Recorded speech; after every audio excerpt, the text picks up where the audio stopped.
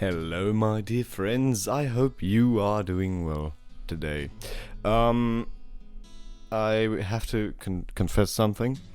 I can't actually record this video in my room because my budgies just woke up. For me it's like 9 AM, about that. And so I'm sitting in another room with another microphone because I cannot transfer my audio interface easily. But without further ado, let's just get this going. And if you see this Halloween video on Halloween, well then I did it. I actually managed to rewrite the script I had written. And the reason why I lost it is because one day I booted up my PC and there was no operating system, which was weird. And my C drive had been wiped. And yes, I do own multiple drives. The problem is that I had the script saved on my desktop, which is the C drive. So yeah, I actually lost very much on that day. School stuff as well, which sucks. But hey, welcome to this year's Halloween special. Today I'm going to present to you my favorite star on the horizon of internet horror genres, analog horror. And you've surely heard of some of the examples I'm going to present to you already, but I'd be glad to introduce you to them either way. Maybe there's even something new. So you have no idea what the term analog horror means? Well, basically, it's a horror genre which originated on the internet. Most analog horror series create fake emergency alert system broadcasts, which are usually connected to a kind of invasion. There are going to be some examples. And some examples for an analog horror series would be Local 58, the classic, Blue Channel Taliesin, I don't know, which seems to be one off video created by Gooseworks, Gemini Home Entertainment, which I consider to be better than Local 58, and then a lesser known one, the Mandela Catalog. This one is also the one which piqued my interest the most out of these. Update. I just found out that the Mandela Catalog is actually not so unknown anymore. It's actually gained a huge audience, and I'm really glad that it happened, because back when I stumbled upon this weird, abstract yet interesting channel, no one had really talked about it. There's a lot of work in the Mandela Catalog videos, and I'm really thankful to everyone who spreads them. So let's get started with Local 58, and I think that everything started with Local 58.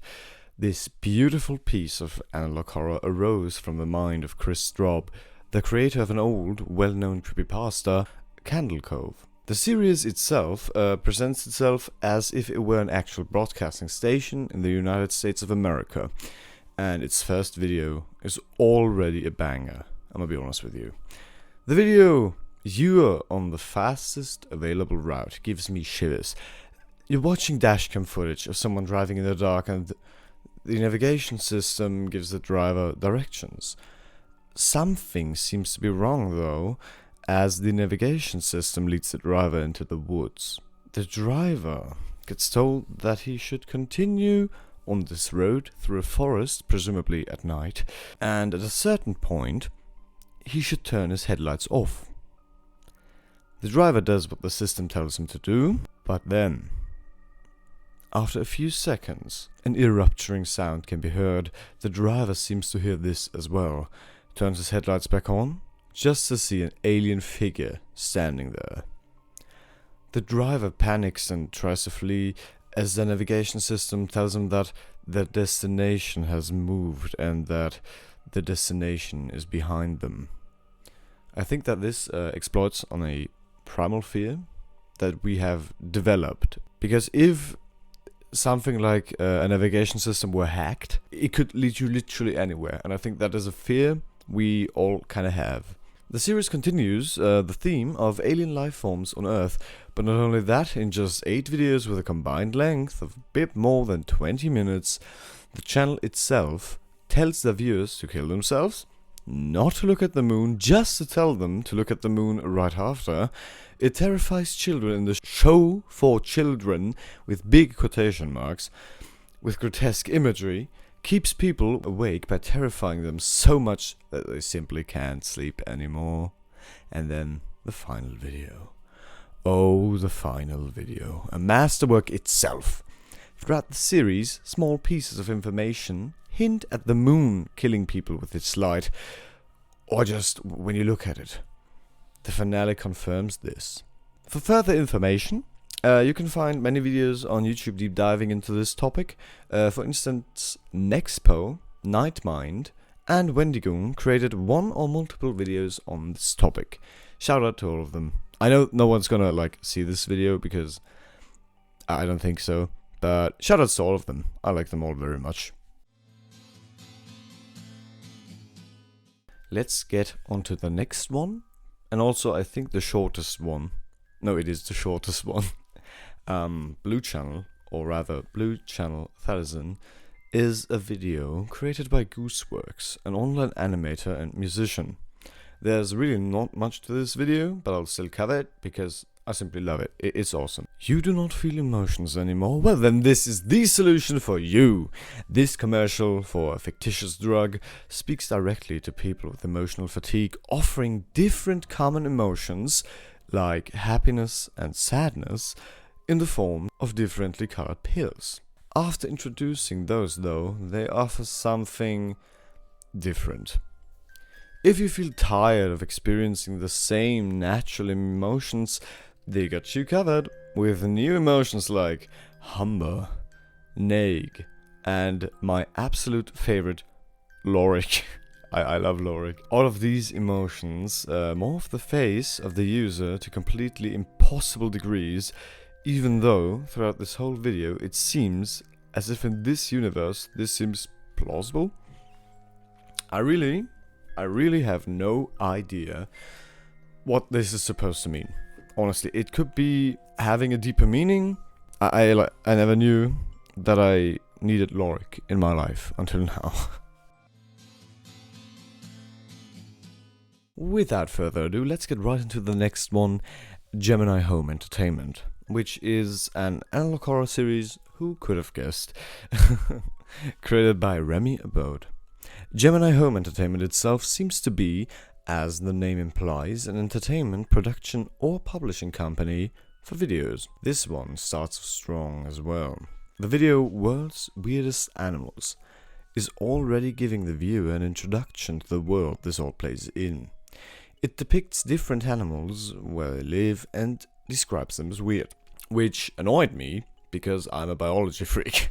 There is, however, one especially weird animal shown here, the woodcrawler, which is a weird animal, talented with camouflage. These beasts are described as excellent hunters, and their preferred nesting location is described as being in the homes of large families, and this is already a very, very bad sign. The quote, "You will hear screaming, they stole their voices," already gives a hint to what this series is all about. Just like the quote, "Burn the bodies, lest they stand up again." And then there's the last animal, Nature's Mockery. There is no information about it, which just makes this footage even creepier. And at the ending of this video, the person who recorded all of these animals decided to record a home which has presumably been invaded by woodcrawlers. The people in that house seem off. They move their bodies very weirdly, especially their jaws. The next couple of videos all seem to be completely ordinary on the surface, but they aren't. Storm safety tips would probably look like a video detailing what to do in a storm on the surface, but there's no way in hell any kind of storm would require these measures recommended in this video. The deep blue, which is horrible, I hate it. My biggest fucking fear is water, and yes, I know it sounds weird, but it is. And what could live deep down? This video is just so horrible for me to watch, and I really hate the fact that it works so well. Here we see something interesting. The video states that nothing can live inside the Marianas Trench, but then we see a weird being with long tentacles, a round head and a round glowing face, I guess. Otherworldly beings were teased in their first video. Here we have definite proof. With time, these videos get weirder and weirder. Also, the company logo gets more and more distorted as time goes on. And there's a frequent mention of the Iris, a planet which is seemingly observing humanity, just like Sunlight Acres, which is a camp where men in suits have been reported showing up, having struck a deal with the camp's administration, and then never showing up again.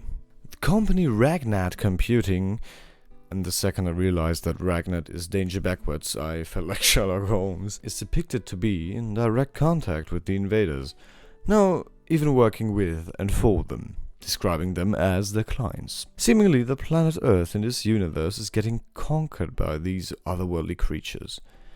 You may find yourself asking what those creatures might even want to do with that Earth. The last video, Crusader Probe mission, is mind-blowing. In it, the course of a Crusader probe is shown, but you realize that after some time traveling, it seems to be in a gigantic weird super being as it floats into organs, or at least into what I would describe as organs, until it reaches the sentient mind. You're interested in this web series? Well, check out these videos. Sagan Harker's Inside the Mind and Wendigoon have made awesome videos covering it. And this is a little off topic, but I've been watching Sagan Hawks for some time now. About a year ago, I stumbled upon his channel, and seeing his channel grow has made me really happy, because he seems like one of the chillest dudes to ever exist. The next and the last entry on this list is the Mandela Catalog. Oh damn. This one has to be my favorite. No hate against the other mentioned analog horror series on here, but when I stumbled upon the video Intruder Alert about a month ago, I was scared shitless. It was created by Alex Kister. It all starts off with Overthrown, and to be honest, I ignored this video at first because I thought that it had nothing to do with the series itself, and then I watched it. In it, there is a small cartoon retelling the biblical tale of the birth of Jesus, and sorry if I get anything wrong, I'm not a Christian. The angel, or rather, that's what it calls itself, flies down to two shepherds, telling them about the birth of Christ. A glitch occurs, and we arrive at a new scene, with a woman picking some sort of fruit off of a tree. Not long after, our friend the angel appears, coming down to her. And for a split second, this weird face can be seen on the angel. His face is censored with a black rectangle. He tells the woman something and then leaves, with her saying, "I understand." The next scene is truly creepy. One can see a man sleeping in his bed and hear a whisper. But don't be fooled, this scene is not as innocent as it looks. Take a look out of the window. Then the first scene seemingly repeats itself, except there is a weird sound in the background and the colors have faded into a grayscale. The angel can be seen, first with a black square censoring its face, and then he says, "I know what you love, I know what you dread." His face distorts into this abomination, and we cut to a grayscale picture of a landscape, which I presume to be in Israel. The words, "Can't you see, I deceived them, such weak minds," can be seen in bold red letters. Then there's a change of scenery. We now see a small village with white typewriter text saying, "I am bound to chains on my ankles that grow heavier with every step. The infinite amount of sand will be my tomb, and my foolishness will be my legacy. If there is a God, please help me." If we now head over to the next couple of videos, we realize that this first video is seemingly completely disconnected from everything else. The Mandela Catalog Volume 1 is a collection of videos, all of them talking or being about alternates. Alternates are creatures which most of the time look nearly identical to you, try to get to you, and kill you. There isn't enough room for the both of you here, Those beings seemingly want to literally replace the one they copy. They don't have to look like you all the time, though. Sometimes there's Type 3 alternates. No comment. There's also this phone call shown between Mark and Caesar, the latter one asking Mark to come over to his house and activate the cameras they had installed. Mark agrees, but in that moment the screen fades to black and there appears this? Oh no, dashcam footage. The scenes switch between outside and inside, presumably Mark's house, and the outside footage actually confused me until now. That person standing there? That is an alternate, I think. The pictures used in the conversation are shown, but Caesar's morphs into whatever this is. Caesar seems to already have been replaced by an alternate at the time of the call, as something followed Mark home. Mark is locked in his bedroom, something knocking at his door, telling him that the thing outside has a present for him, to lure him out.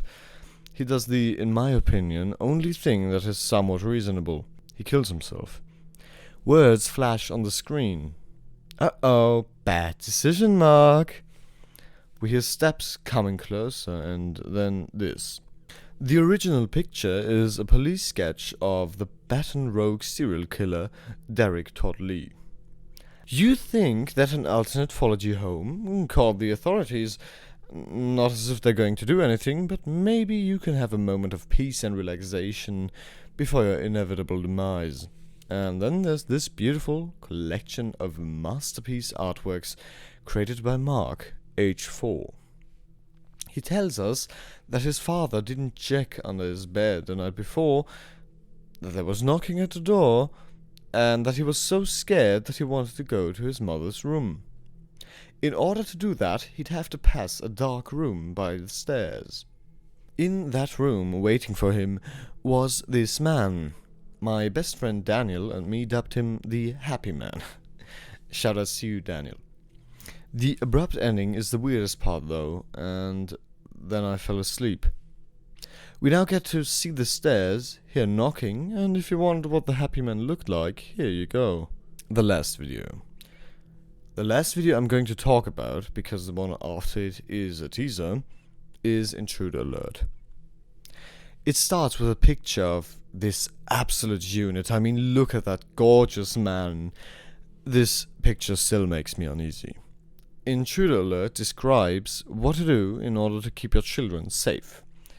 If you hear screaming from inside of your kid's room, don't go in. You wonder what happens if you do? Then you get to see this on your TV screen. Also, you should have noticed that the crib your bundle of joy was sleeping in is empty. All of this is played out with a mother disobeying the rules set by this video in the first place, leading her to be so distressed that she hangs herself. The emergency system warning about keeping children away from any television or medium that can project frightening imagery is a bit too late. Because a neighbor noticed the noise coming from the house of the family depicted earlier, they decide to call the police. An investigator was sent to the home in order to survey the home in form of pictures and videos. He only took this picture, reported an overwhelming sense of dread, and left. What happens to the body of the mother? Well, somehow, the investigator placed a motion and threat censoring camera in the upstairs hallway of said house, and it took this picture. And then this one, which has been censored for reasons shown here. The video ends with a message from Lieutenant Davis, stating that the evidence shown in this video mustn't and won't be released to the public, no matter what happens.